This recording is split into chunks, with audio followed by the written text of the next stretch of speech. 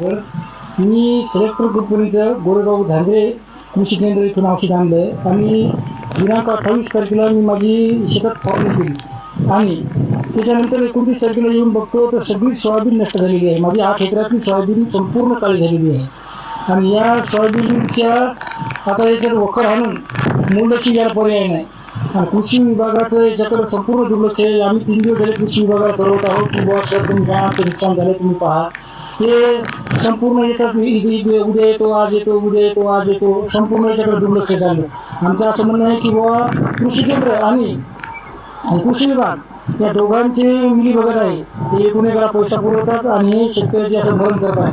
हे संपूर्ण औषध जे आहे ते डुप्लिकेट औषध आहे. ते आम्ही नेहमी त्या कृषी केंद्रातून औषध आणतो त्या माणसानं आम्हाला यावर फसवलं. कारण याच्या अगोदर आम्ही बीट ब्लॉक किंवा ओडीसी औषधे फवारत होतो पण त्या औषधांना आतापर्यंत आमच्या सोयाबीनला कधीच काही झालं नाही.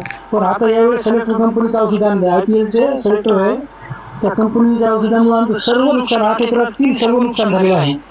आमची अशी शासनाकडे विनंती आहे की तात्काळ त्या कृषी केंद्रावर व त्या औषधाच्या कंपनीवर तात्काळ कारवाई करावी आणि आम्हाला मदत द्यावी अशी आमची विनंती आहे. माझं कम से कम 8 ते 10 लाख रुपयाचं नुकसान झालेलं आहे.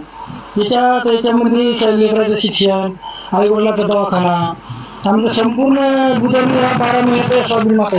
आता ही सोयाबीनच नष्ट झाल्यावर आम्ही आता करायचं काय. सरकारनं आमची याच्याकडे तात्काळ लक्ष घालून आमची काहीतरी सोय लावावी अशी विनंती नसता आम्हाला आत्महत्या केल्याशिवाय पर्याय नाही.